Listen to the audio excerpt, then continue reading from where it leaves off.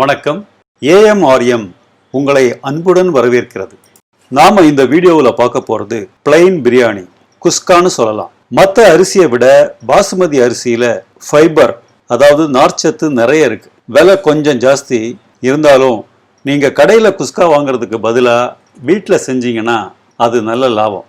Okay, வாங்க செய்முறையை பார்ப்போம். 2 கப் பாசுமதி அரிசி சுமார் 400 கிராம் இருக்கும். அரிசி கிளீன் பண்ணி முங்க அளவுக்கு தண்ணி ஊற்றி ஒரு 20 நிமிஷம் ஊற வைக்கணும்.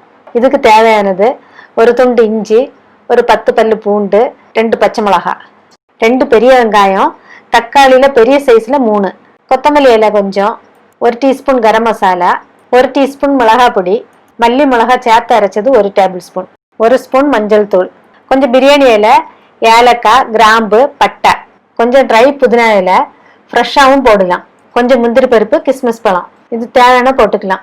முதல்ல பூண்டையும் இஞ்சியும் போட்டு அரைச்சிக்கலாம். இந்த அளவுக்கு அரைச்சா போதும். ஸ்டவ் ஆன் பண்ணி பாத்திரத்தை வச்சு 1 ஸ்பூன் நெய் ஊற்றி முந்திரி பருப்பையும் கிஸ்மிஸ் பழத்தையும் வறுத்து எடுத்துக்கணும். ஃபஸ்ட்டு முந்திரி பருப்பு போடணும். அதுக்கப்புறம் தான் கிஸ்மிஸ் பழம் போட்டு வறுக்கணும். ஏன்னா கிஸ்மிஸ் பழம் சீக்கிரம் கரிஞ்சிடும்.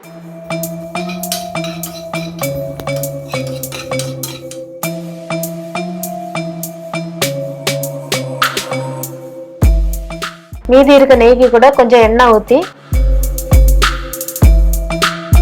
எடுத்து வச்சிருக்க மசாலா பொருட்களை போடணும். அடுத்து அரைச்சி வச்சிருக்க இஞ்சி பூண்டு பேஸ்ட்டை போட்டு வதக்கணும். பச்சை வாசனை போவது வரைக்கும் வதக்கிட்டு அடுத்து பச்சை மிளகா போடணும். அதுக்கு கூட வெங்காயம் போட்டு வதக்கணும்.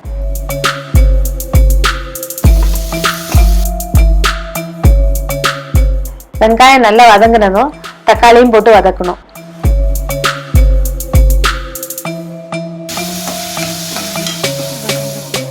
கொஞ்சம் வதங்கினதுக்கு அப்புறம் 1 ஸ்பூன் மஞ்சள் பொடி, மல்லி மிளகாய் பொடி, மிளகாத்தூள், கரம் மசாலா எல்லாத்தையும் போட்டு நல்லா வதக்கணும்.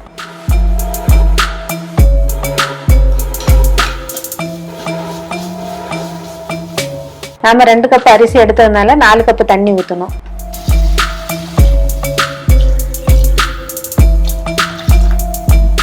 தேவைக்கு உப்பு,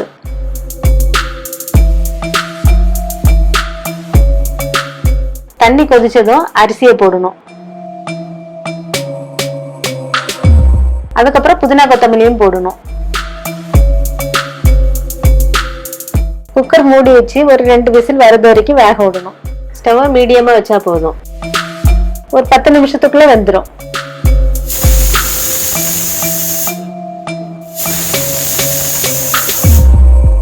ரெண்டு விசிலுக்கு அப்புறம் ஸ்டவ் ஆஃப் பண்ணிடுங்க. குக்கரில் உள்ள ஸ்டீம் எல்லாம் போய் முடிஞ்சதுக்கு அப்புறம் விசில் எடுத்துடலாம்.